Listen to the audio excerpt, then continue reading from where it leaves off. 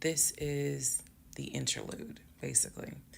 Um, I'm not recapping on this video. I'm just kind of answering some stuff that has been written to me. Someone was like, why are you airing your business out on social media? It's a valid question. For me personally, I feel like this was traumatic to experience, to live through. And I'll expound on that on another video, the aftermath of the toll that this took. Um, Honestly,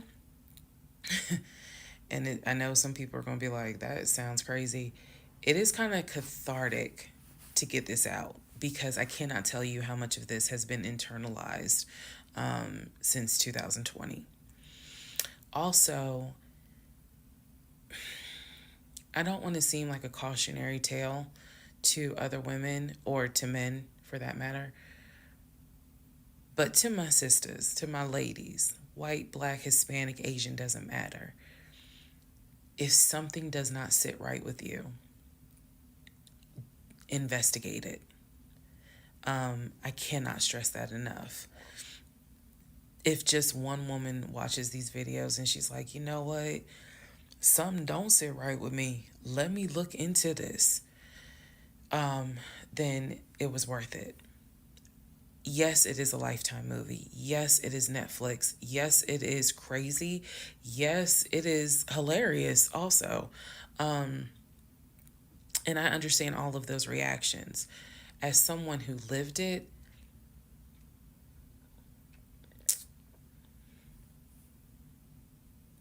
um,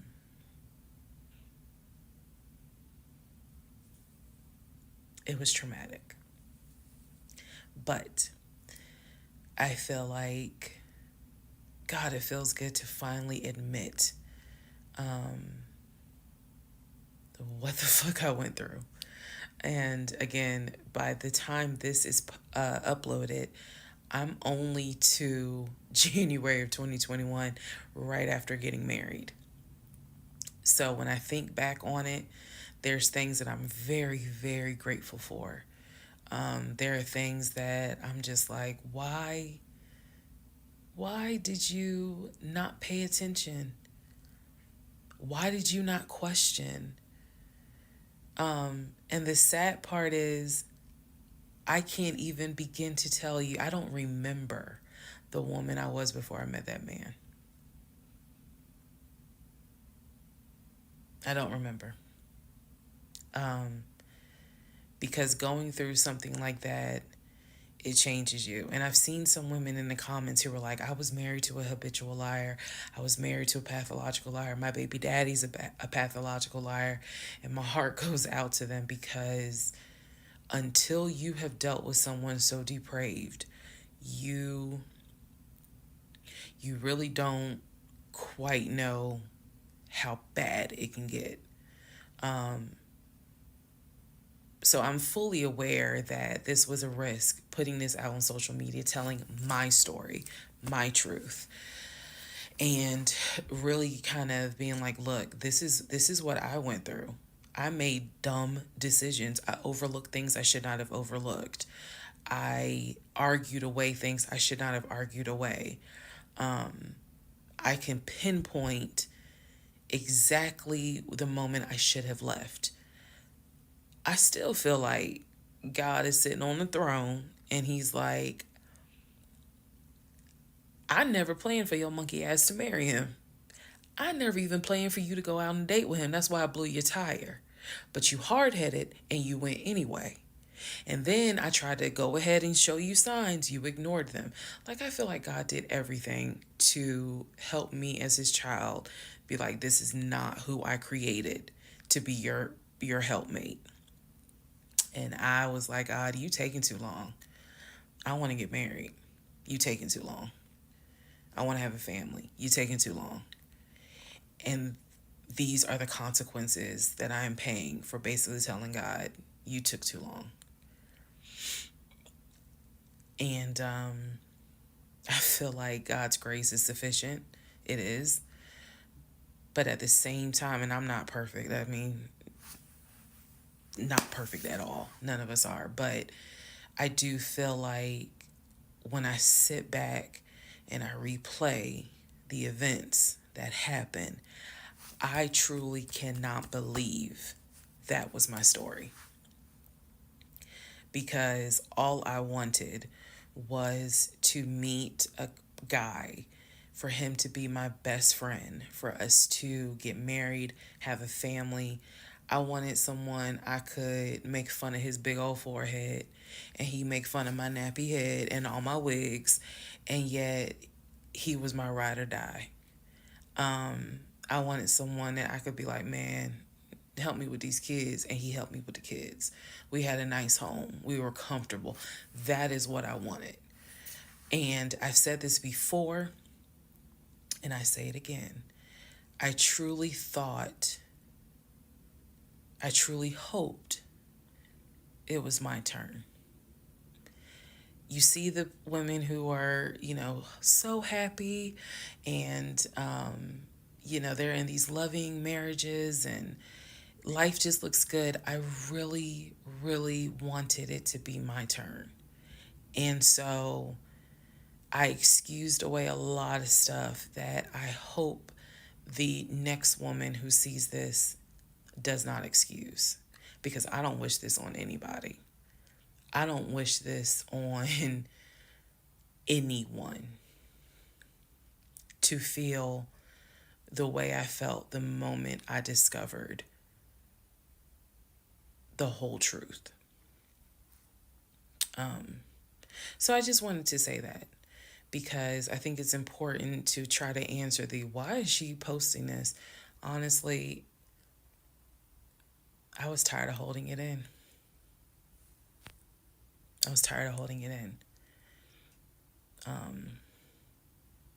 And I hope it helps somebody.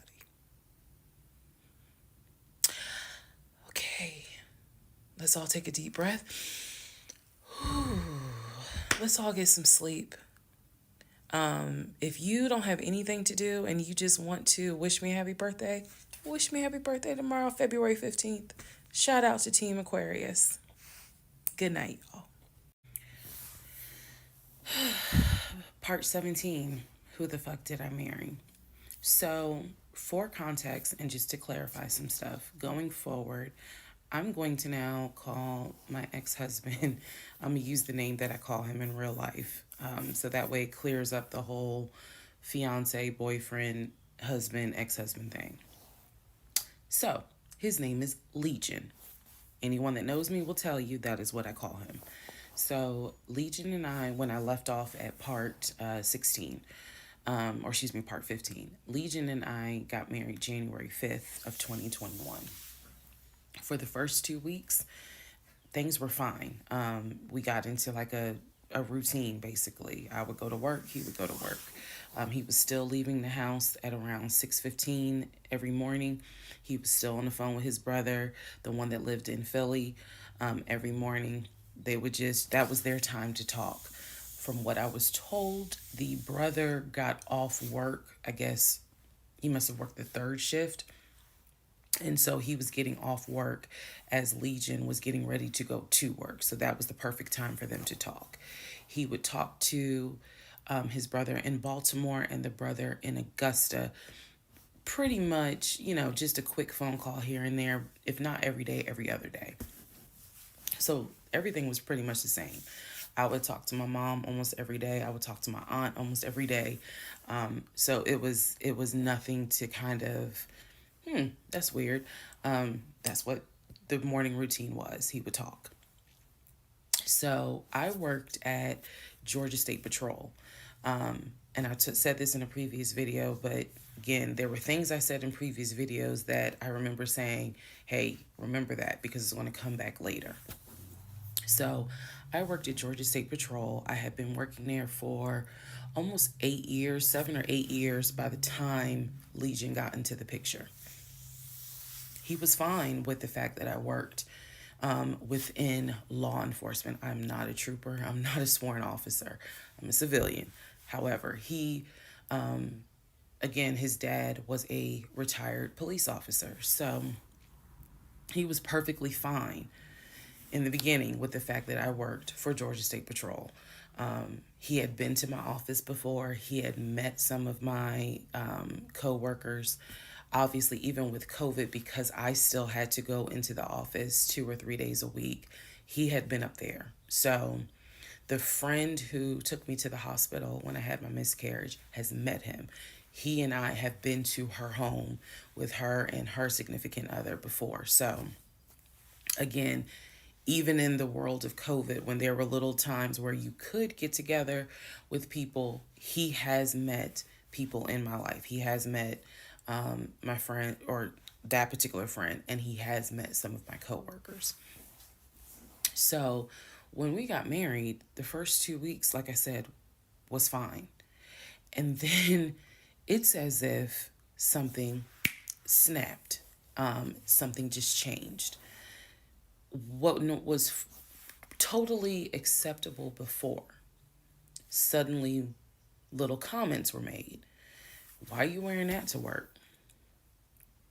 You get off at 3:30, so you'll be home by 5, right?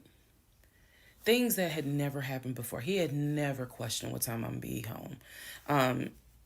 Really, he didn't need to question it because when I'm off work, I leave. So it was never a situation of, oh, I'm gonna just sit around at work and just run my mouth because I have nothing to do. And then it turned into, he would call me every day from work, and I'm going to demonstrate how those phone calls went. But he would call me every day from work, and if he even so much as heard a male voice in the background, he would have little comments to me. Who was that? Are they in your office? You know, man, I never know who's around you, because it seemed like every time I call you, I have the hiccup, sorry. It seems like every time I call you, there's some man around. And I'm just like, at first I kind of shrugged it off. I laughed it off because it really truly was absurd to me. But then it became a bit more frequent. And so I really just didn't feed into it, because I'm like, I don't know if this is some insecurity. I don't know if this is jealousy, because nothing has ever been done to make you feel any sort of insecure type of way. I've never entertained another guy, never flirted with another guy. Like, I don't know where this is coming from.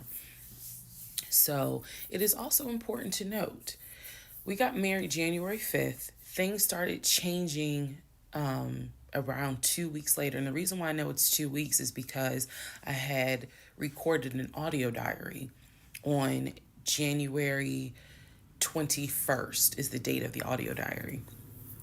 And I talk about how maybe I had unrealistic expectations, because it seemed as if things were changing with he and I. So 2 weeks pass. He starts making little comments. End of January comes, he informs me that he wants to start looking for a house again. I had no real desire to go through that process. So what he decides is that he's going to look for a house for us using his friend, the realtor, the one I did not meet. So he tells me that he and his friend have been talking, and he's going to start looking at houses. And what he's going to do is basically, if he feels like it's a house I would like, then he wants to show it to me, because he feels like, I know that your attitude really isn't, you're in the mood to look for a house. So I'm going to start looking. And then if I think it's a great house, then, you can come see it. And I remember thinking, that's not going to work. You're not going to choose a house without me. And he was like, no, I'm not going to choose the house, but I just think that, me and old boy have been talking. And so he has some houses that he is representing. He wants to show me. So why don't you let me look at it? And if it's worth the time, then I'll bring you to look at it. So he already had some sort of plan in place after talking to his friend about how he's going to start looking at houses. This is the end of January 2021. So I kind of threw my hands in the air and was just like, whatever, because I'm not getting emotionally involved in looking at houses. And for me, that's kind of what it was. I felt like I would see a house, I could picture us living there, and then it gets snatched away somehow, some way. I didn't want to go through that. So the reaction that he wanted, which was for me to throw a fit, I did not do. I was just like, okay, all right, like I trust you. And remember that I said the reaction he wanted because that's going to come back later. So he started looking at houses. Funny enough, the houses that he looked at, none of them I actually saw. But he would call me and say, I'm at this house in Sandy Springs with the realtor friend. Apparently his realtor friend's name was Scott, not to be confused with the other Scott, the one that was actually helping us that dropped us as clients. I want to make that clear. There were two Scotts. One is the realtor who was representing us, who said, hey, I need proof of funds. If you don't have those proof of funds, I cannot show you any more houses. The other Scott is his friend who he had talked to on the phone at least 50 to 100 times in front of me. That's the Scott that he said is going to show me this house in Sandy Springs. Apparently the house was like $800,000. So he was like, I think that if I like the house, then I'm gonna bring you out here so you can see it. All right. Now let's go into part 18. Okay, part 18. Who the fuck did I marry? So he starts looking at houses in Sandy Springs, Alpharetta area with his friend Scott. I did not see any of these houses. I did not go. I didn't want to go. So what was starting to change is, remember I said before, he would leave the house every day at around 6:15.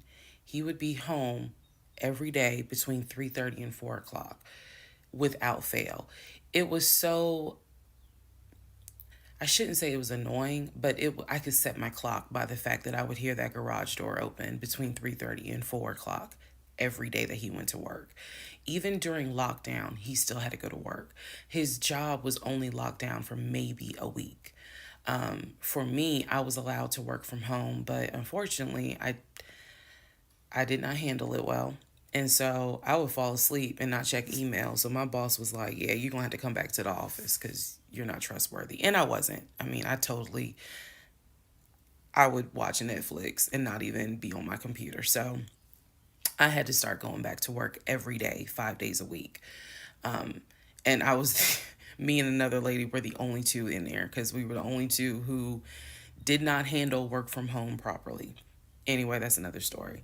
So Legion he started to not come home by 4 o'clock. He started to come home 5, 5:30, 6, 6:30, sometimes 7 o'clock, because he was saying that he was looking at houses after work with his friend Scott. So it definitely was noticed that things are changing. And at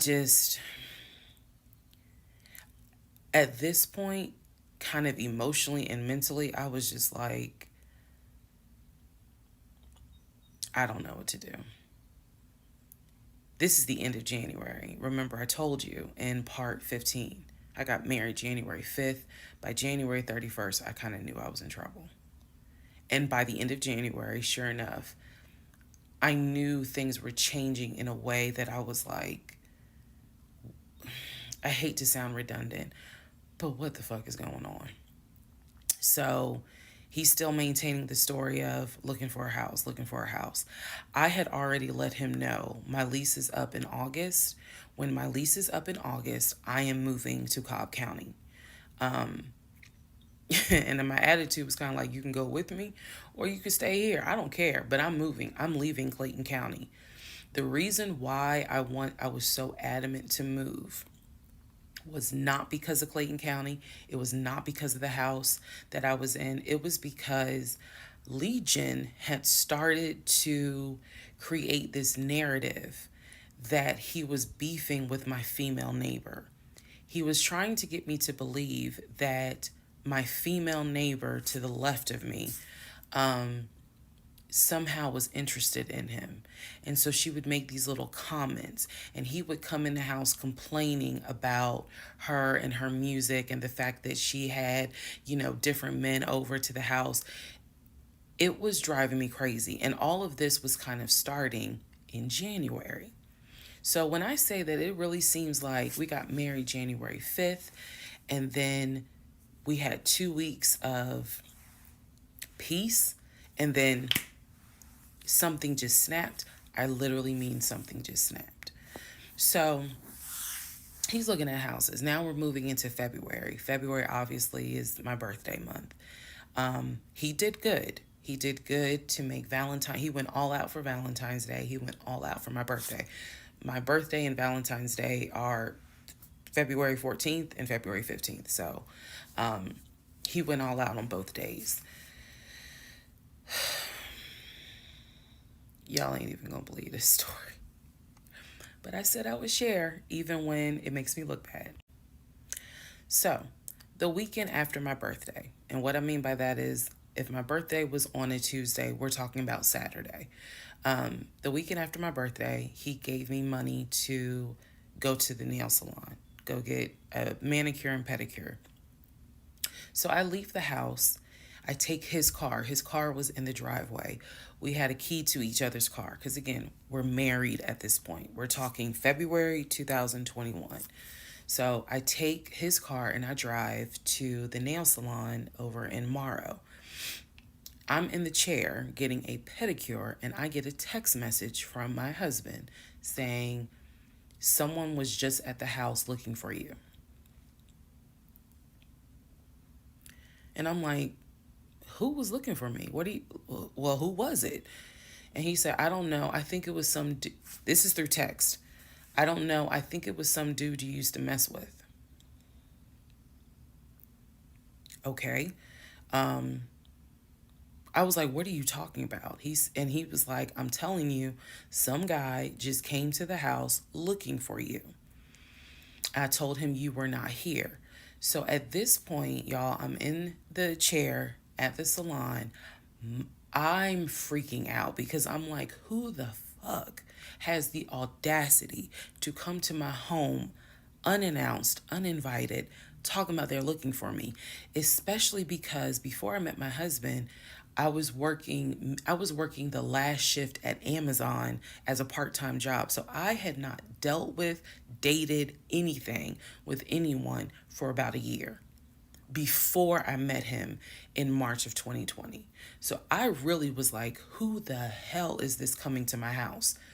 So I finished the pedicure. I head home. Once I get home, I'm like, what are you talking about? What happened? And so I'm frazzled in a way. And he's calm. He was like, yeah, it was a black Dodge Charger. They pulled into the driveway. They backed in. They backed in as if they had been here before. So clearly this was someone who's been to your house. He got out the car. He said, I opened the door and I went out there and I said, is there something I can help you with?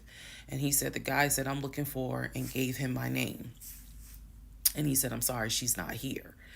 And he said, he was like, oh, okay. All right then. And just got in the car and drove off. And I was like, my brain stopped working because I'm thinking, who the heck could this be? A Dodge Charger? I was like, are you sure that it wasn't law enforcement? Like, was it the sheriff's office trying to serve me with a lawsuit for a credit card I didn't pay? He was like, no, he was in regular clothes. He was like, and it was not a police car. It was on a marked unit, basically. And so I'm just like, who the heck could this be? And he was like, I know who it was. And I said, who? He was like, I think it was your ex. I said, what ex? He was like, the one that you had dated for 2 years. Remember back in like part 3, part 4, I told y'all he told me about his ex. I told him about mine. I thought we were being honest with each other.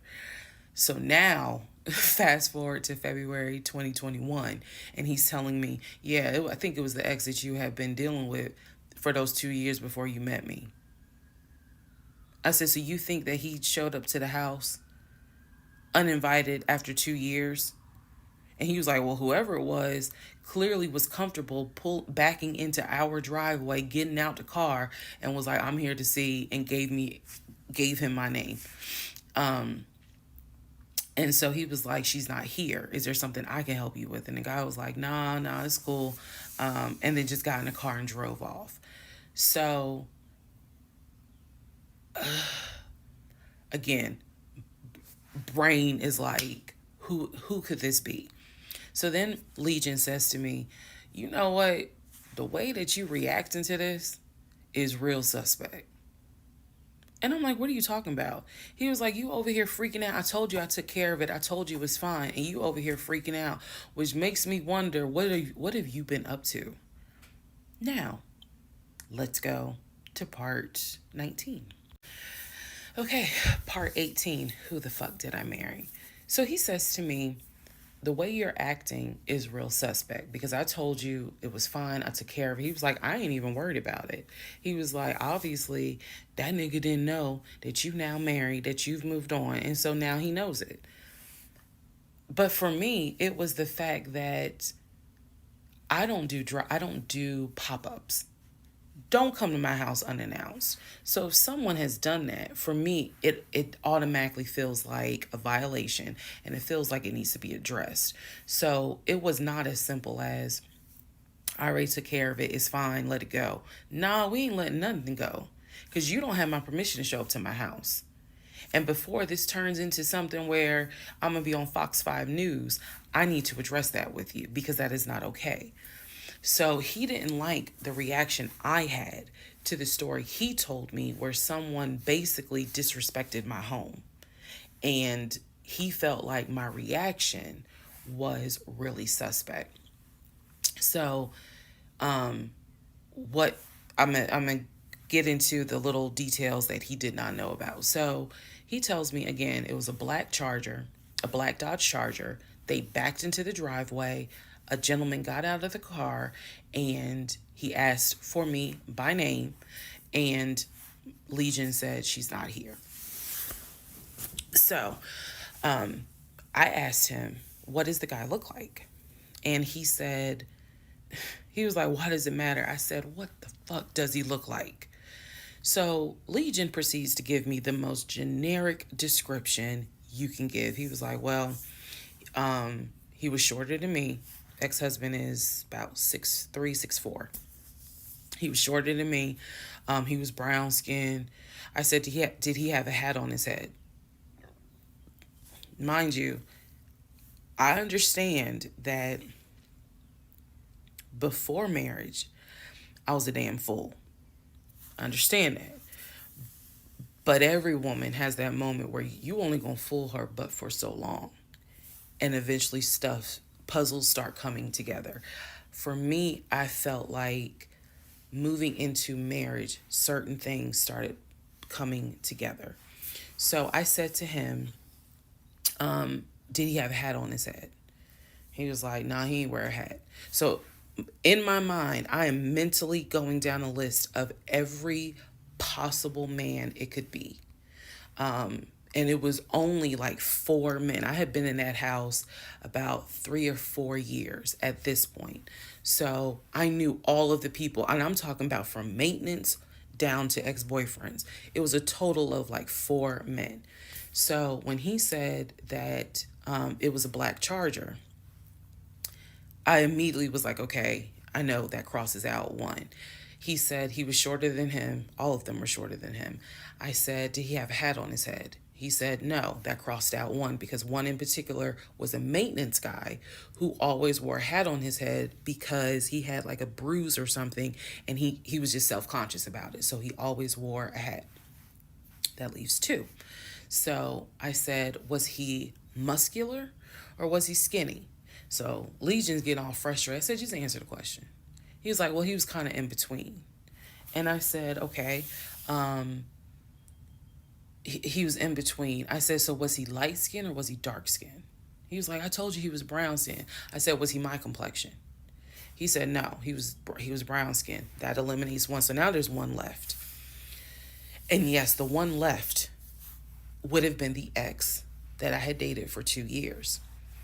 And so he was like, I know it was your ex. I know it was your ex. And I was like, that don't make no sense because the ex that in my mind, I'm saying this, the ex that I had dated, he and I had no contact with each other. And he was not the type to just pop up at your house. That ain't his style. Not to mention, and I ain't tell Legion this, that man would not be caught dead driving a Dodge Charger. He hated Chargers because he drove it as a patrol car. So I didn't say anything. I just was like, that's weird. So what Legion didn't know is that at the time I had a security system.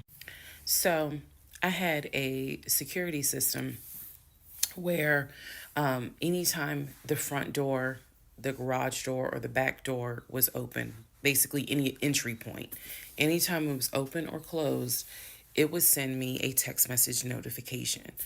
So when he's telling me all this, I'm looking at my phone and I see a notification where the front door was opened and it was shut all within the same minute. So for example, if it says front door open at 1 p.m., front door closed at 1 p.m. So whatever he did was within those 60 seconds.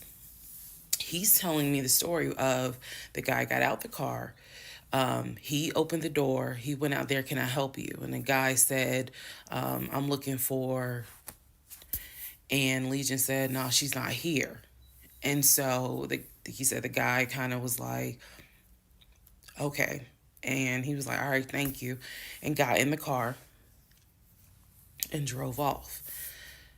Legion has also told me that he watched him drive out of the neighborhood, which means because of the way the house was set up, the townhouse, he would have still been outside watching this. I could be wrong, but something in me was like, that would take more than 60 seconds.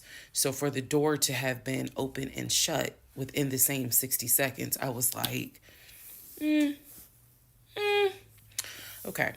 So also what he didn't know, we didn't have a Ring door camera, but my neighbor did. And her Ring door camera caught my driveway. The view of the camera could see my driveway as well as her driveway. And so whoever was coming in the door, our driveways were right next to each other. And then on the other side of it was the grass.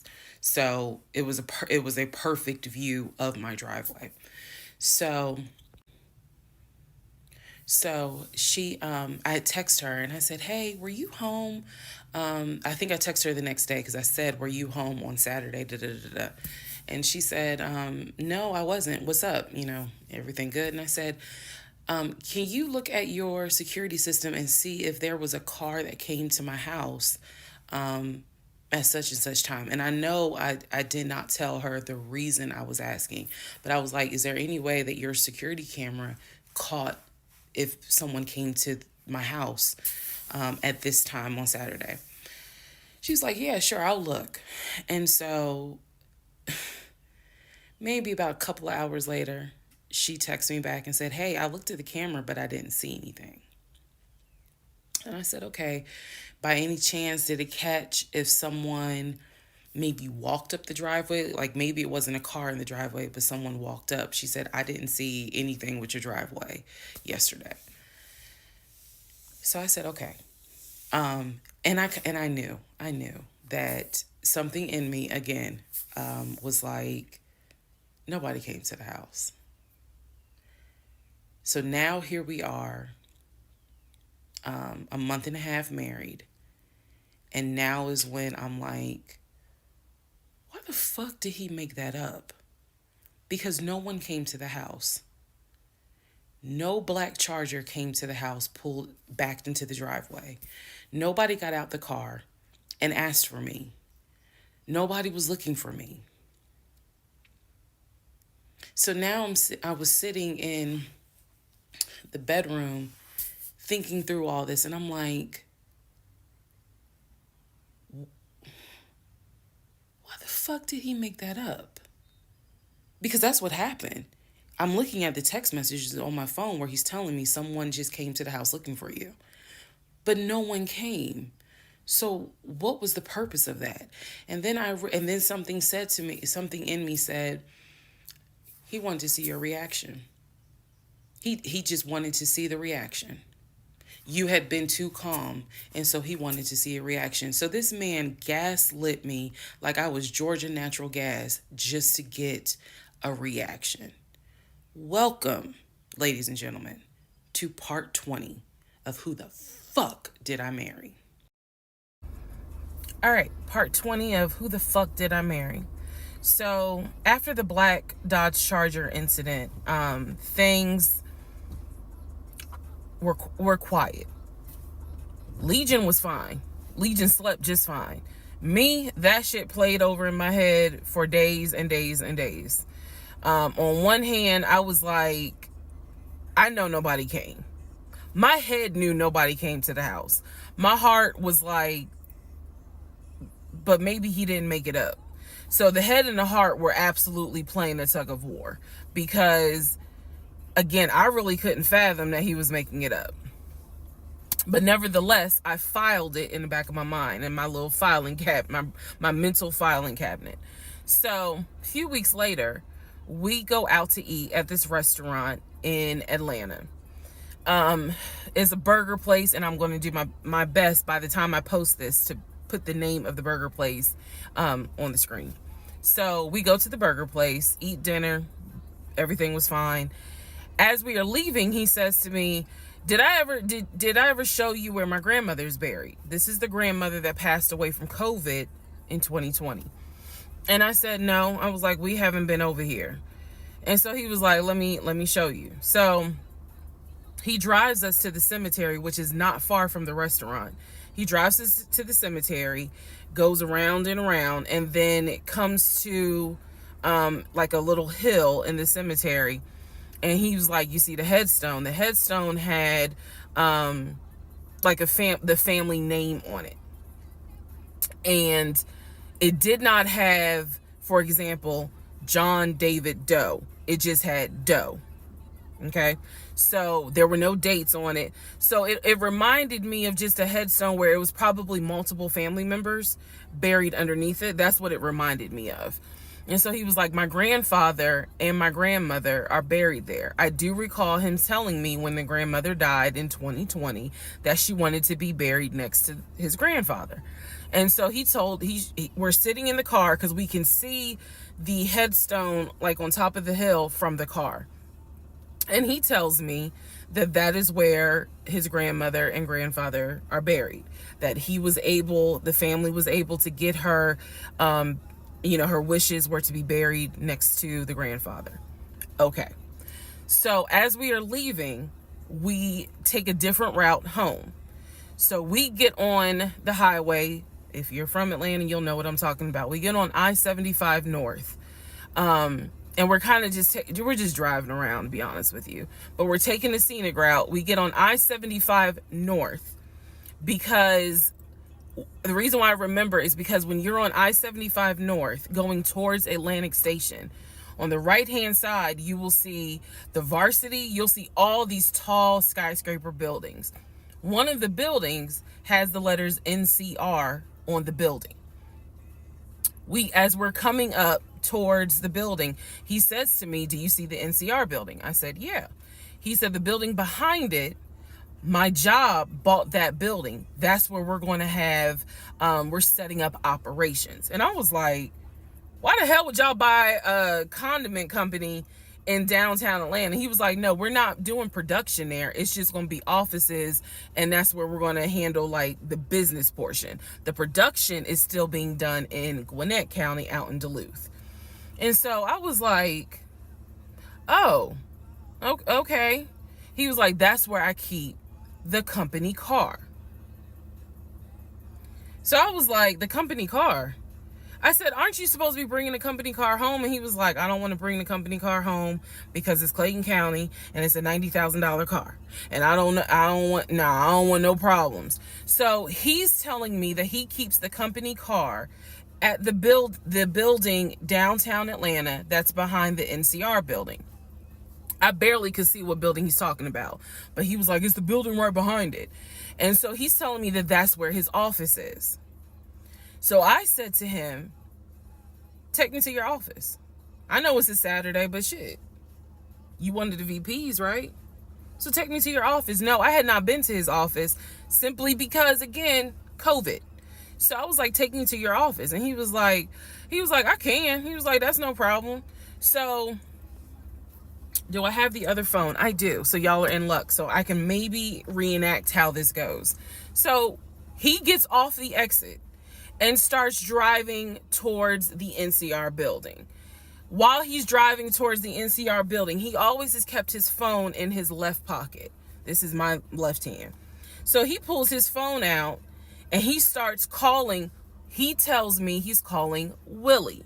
Willie is supposed to be the head of security. So he's saying, let me call Willie real quick to make sure that the building's open. So he proceeds, this is another phone, but he proceeds to go ahead and call Willie. We're still driving, by the way. We're still driving. I'm on the phone, scrolling through Facebook, trying to figure out some random shit. But he's driving with the phone up to it. So driving with the phone, next thing I hear, hey, Willie, it's Legion. Hey, how's it going? I'm good. Hey, is the building open? No, I just want to take my wife up there so she can see it and see my office. Are you up there right now? You're not? Okay, is Mr. Justin working?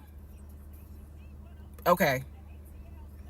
So is there anybody up there that can physically open the building? Because I don't think my badge is going to get me at least in the front door because of it's on the weekend lock. Okay. Okay. All right, let me know. All right. Thank you, Willie. Bye. Y'all see how I did that?